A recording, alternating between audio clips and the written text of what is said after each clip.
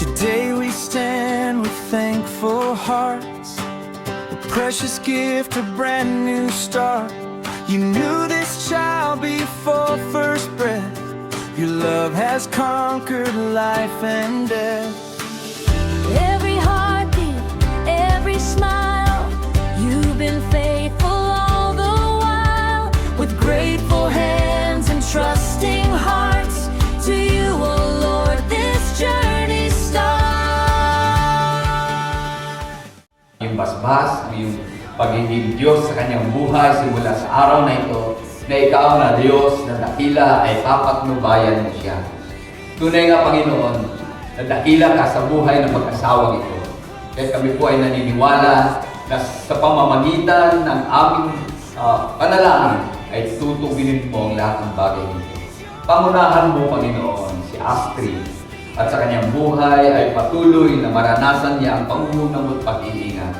Bigyan mo siya ng karunungan, kaalaman at pag-unawa na higit sa lahat, Panginoon, na kung saan, O Diyos, tataglayin niya ito hanggang sa siya ay maglingkod sa iyo, hanggang makita ka niya ng mukha. Dalangin ko, Panginoon, na ikaw ang siyang tumilos sa kanya, ikaw ang siyang manguna sa kanya, at maging, Panginoon, sa magulang at mga ninong at nina.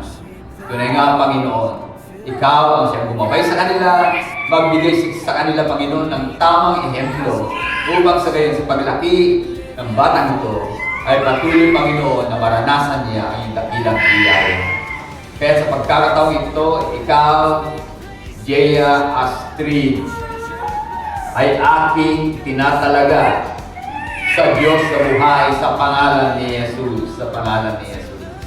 Ikaw ngayon ay pag-aari ng Diyos at ikaw ay lumaki na may banal na takot sa Kanya sa pangalan ni Jesus. Amen. Amen. Yay!